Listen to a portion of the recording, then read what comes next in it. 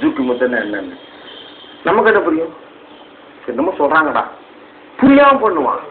புரியாம பண்ணதுனாலதான் அந்த பயிற்சியோட கான்செப்ட தெரியாம பண்ணாம விட்டான். ஆய்வுச்சி பிராக்டிஸ் அப்சர்வேஷன் டெவலப்மெண்ட் பிராக்டிஸ். தமிழ சொல்ல போனா புரிந்து கொள்ளும் அறிவை வளர்க்கும் பயிற்சி. அப்படி தமிழ்ல சொல்லி அந்த பாடத்தை எடுத்தாங்கன்னா அவன் இதுக்காக பண்றாங்களோ புரிஞ்சு பண்ணுவான். தமிழ்ல சொல்லாம ஆய்வுச்சி பிராக்டிஸ்னா அவன் என்ன பண்ணுவான்? என்னவோ சொல்றாங்கடா. கட்டாசுன்னா என்ன? கட்டாசுனா கற்பனை சண்டை. இந்த கற்பனை சண்டைக்கு விளக்கம் பார்த்தீங்கன்னா அற்புதமான விளக்கம். ஆனாங்க கட்டாசு பத்தாதாய் அப்படின்னு சொல்லிட்டு புரியாம கை கால் ஆட்டுவாங்க. அதான் அந்த புரியாமல் பண்ணும்போது எதுவுமே வளராது, கிரியேஷன் இருக்காது. அடிப்படையில் நம்ம உடலை காக்கிறதுக்கு தான் இந்த வீரக்கலைகள் எல்லாம் இருக்கும் அப்படிங்கிறத நாங்கள் புரிஞ்சுக்கிறோம். ஸோ இதுக்கு இப்போ இருக்கிற சூழல்ல நீங்கள் சொல்லக்கூடிய விஷயங்கள் என்ன சார்? எப்படி நம்ம பாதுகாக்கணும்னு நீங்கள் சொல்லுவீங்க? பள்ளிகளில் ஸ்கூல்களில் கண்டிப்பாக வீரக்கலையை ஒரு பாடமாக சேர்க்கணும். பிள்ளைங்களுக்கு இந்த வீரக்கலை பாடத்தை கண்டிப்பாக சொல்லித்தரணும். அந்த பாடம் என்னன்னா கைகால்களை முறையாக அசைத்து தன் உடம்புக்கு நோய்கள் வராமல் காப்பாற்றிக் கொள்வது. இப்படி இந்த சப்ஜெக்ட்ல இந்த இப்படியே கொடுத்து இந்த விளக்கம் கொடுத்து நோய்கள் வராமல் உடம்பை காப்பாற்றக்கூடிய பாடங்களையும் இந்த ஸ்கூல்ல வந்து சொல்லி தர்றாங்க.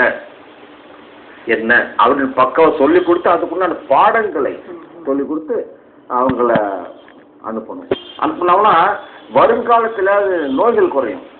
அவங்க இப்போ இருக்கிற பிள்ளைங்கள் வந்து அந்த ஹார்ட் அட்டாக், சக்கரை வியாதி, பிபி இந்த மாதிரி பெரிய நோய்கள் தாக்காமல் அவங்க லைஃப்பில் நல்லா போகணும்னா இந்த பாடங்கள் அவர்கள் கற்றுக்கொண்டே ஆக வேண்டும். சிலம்பம் கற்றுக்கிறதுனால ஒருத்தருக்கு என்ன மாதிரி குவாலிட்டிஸ் எல்லாம் கிடைக்குது? சிலம்பம் கற்றுக்கிறதுனால பெரிய லாபம். 3 தலைமுறை நல்லா இருக்கும். ஒரு பையன் வந்து சிலம்பம் எந்த அளவுக்கு சிறப்பாக இன்வால்மெண்டோட கற்றுக்கிறானோ அதனால அவனுக்கு கிடைக்கிற பலன் அவன் 3 தலைமுறை நல்லா இருக்கும். அந்த அளவுக்கு இந்த பயிற்சி அவனை காப்பாற்றி கொண்டு வரும். இந்த உண்மையை தெரிஞ்சுதான் புரட்சித் தலைவர் எம்ஜிஆர் அவர்கள் தன் படங்கள்ல அந்த காலத்து படங்களை பார்த்தீங்கன்னா அவர் படங்களை சிலம்ப ஃபைட் இருந்துட்டே இருக்கும். ஒவ்வொரு படத்துல அதை ஒரு முக்கியத்துவத்தை சொல்லி கொடுத்துட்டு இருப்பாரு. இப்போ என்ன பொறுத்தவரை கேட்டீங்கன்னா சைனாவில் வந்து 140 கோடி பேர் இல்லையா, 100 கோடி பேருக்காவது வீரக்கலைன்னா என்னன்னு தெரியும். அவங்க வீர கலைஞர்கள் இருக்கிறாங்க 100 கோடி பேர். அது மாதிரி ஜப்பான்ல வந்து 12 கோடி 10 கோடி பேராவது வீர கலைஞர்களாக இருக்கிறாங்க. இந்தியாவில் அவர் காலத்துல வந்து 80-90 கோடி பேர். வீரக்கலையை பற்றி தெரிஞ்ச ஒரே மனிதர் அவர் தான். யாரும் இன்னை வரைக்கும் தெரியல. வீரக்கலை சிறப்பு என்ன, வீரக்கலை கற்றுக்கொண்டால் இந்த மக்கள் எப்படி வருவாங்க, இந்த மக்கள் இப்படி நல்லா பிற்காலத்தில் நல்லா வரணும், வீரக்கலை உணர்ந்து நல்லா வருவதற்காகவே வீரக்கலையுடைய சிறப்பை ஒவ்வொரு படங்களும் எந்த அளவுக்கு சொல்ல முடியுமோ சொல்லிட்டே வராரு. அவர் படங்களை பார்த்தீங்கன்னா சிலம்ப போயிட்டு இருக்கும், எக்ஸசைஸ் இருக்கும், இந்த சண்டை காட்சியில் மிக அற்புதமாக இருக்கும். இதில் முக்கியமான ஒரு பாயிண்ட், புரட்சித் தலைவர் எம்ஜிஆர் அவர்கள் பாடல்கள் மூலமாக மக்களுக்கு தேவையான கருத்துக்கள் சொன்னான்றது எல்லாத்துக்கும் தெரியும். பாடல்கள் மூலமாக, வசனங்களின் மூலமாக மக்களுக்கு தேவையான கருத்துக்கள் சொன்னார் என்பது எல்லாத்துக்கும் தெரியும். சண்டை காட்சிகளின் மூலமாக கூட மக்களுக்கு தேவையான கருத்துக்களை சொல்லியிருக்கிறாருன்றது இன்னும் யாருக்கும் தெரியாது. நீங்க பாத்தீங்கன்னா அவர் படங்களை சண்டை காட்சிகள் அந்த காலத்தில் அவ்வளவு சிறப்பா டெக்னிக்கலா அமைஞ்சிருக்கும்.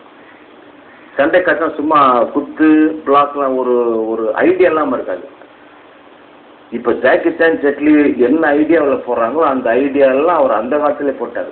ஆனா இன்னும் யார் நமக்கு சண்டை தெரியாதனால புரியல.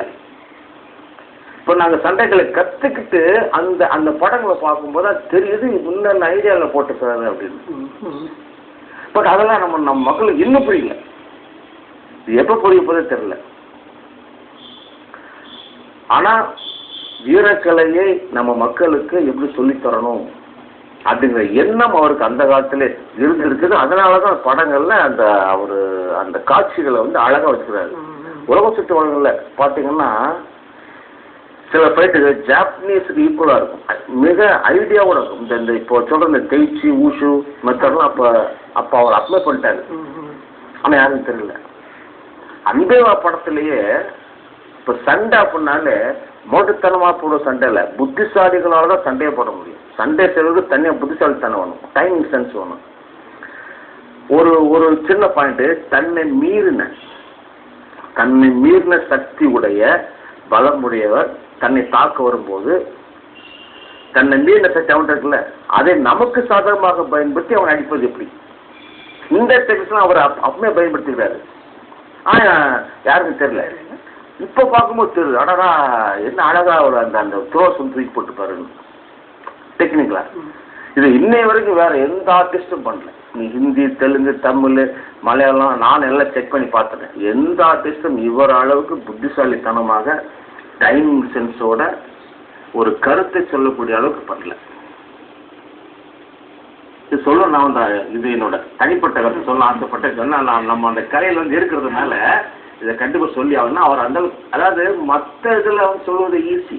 சண்டே கலையில் ஒரு கருத்து சொல்லும், அதை ஒரு பர்ஃபெக்டா சீன் அமைக்கணுன்றது ரொம்ப கஷ்டம். ப்ராக்டிஸ் பண்ணணும், கடுமையா ப்ராக்டிஸ் பண்ணணும். பண்ணாலும் அந்த அழகு வரும், அந்த டைமிங் சென்ஸ் வரும். இல்லைன்னா வரவே வராது. எவ்வளவு ப்ராக்டிஸ் பண்ணியிருந்தாலும் நாங்கள் இப்போ ப்ராக்டிஸ் பண்றோம், அதை தெரியும் அந்த கஷ்டம். இப்போ அவர் எவ்வளவு கடுமையா ப்ராக்டிஸ் பண்ணிருந்தா இந்த அழகு வரும், இந்த பர்ஃபெக்ஷன் வரும். சுருளெல்லாம் ரிக்ஷாக்காரங்களாம் போல உட்கார்ந்து இருந்தா டம்ம சுத்தி அடிப்பாரு, யார் வராது. இப்ப கூட உங்க ஆள் கிடையாது. அது கஷ்டப்பட்டாதான் வரும் பயிற்சி. எப்படி கஷ்டப்பட்டதுன்னு தெரியல, நாங்க கொஞ்சம் யோசனையா இருக்குது. அது இந்த டபுள் சிலம்பெல்லாம் பண்ணிருப்பாரு. மாட்டுக்காரங்களை பார்த்தீங்கன்னா டபுள் சுத்து பண்ணிருப்பாரு. இன்னை வரைக்கும் யாரும் பண்ணல அந்த டபுள் சிலம்பம். அது ரொம்ப கஷ்டம், பயிற்சி இல்லாமல் வரவே வராது. ஸோ அவர் பட்ட கஷ்டத்தை சொல்லணும். நம்ம சொன்னாதான் அவர் பட்ட கஷ்டத்துக்கு கொஞ்சமாவது ஒரு மக்களுக்கு புரியணும்ல. ஸோ அடிப்படையில் இந்த வீரக்கலைகள், தற்காப்பு கலைகள் அப்படிங்கிறதோட முக்கியத்துவம் என்ன, அதை கற்றுக்கிறதுனால நமக்கு என்ன மாதிரி குவாலிட்டிஸ் கிடைக்குதுன்னு நிறைய விஷயங்கள் இன்னைக்கு எங்களோட பகிர்ந்துருக்கீங்க சார். எங்களுடைய நிகழ்ச்சியில் கலந்துக்கிட்ட சிறப்பிச்சதுக்கு உங்களுக்கு எங்களுடைய நன்றி. ரொம்ப நன்றி. வணக்கம். Thank you sir.